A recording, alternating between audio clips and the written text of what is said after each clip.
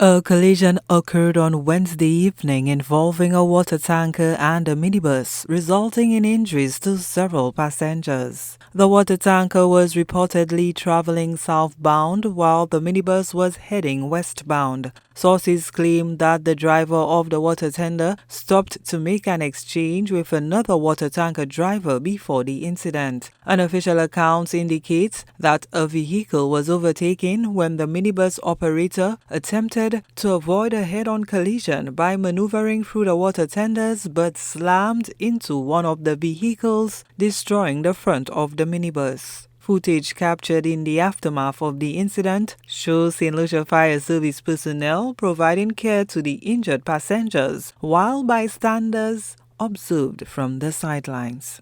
On Wednesday, 18th June 2025, the St. Lucia Fire Service responded at 7:57 p.m. to a motor vehicular collision involving two vehicles on the Laborie highway. On arrival at the scene, a public transport was observed to be involved in the incident with several passengers injured. On assessment, it was reported that a few persons had already been transported via private means.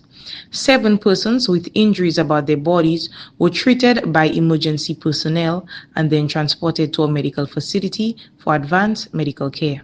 Officials continue to appeal to motorists and drivers to exercise caution on the roads, remain vigilant and obey the traffic laws to prevent loss of life and injury and damage to property. The Traffic Department has also stepped up its traffic stops in attempts to bring the road fatality figures down.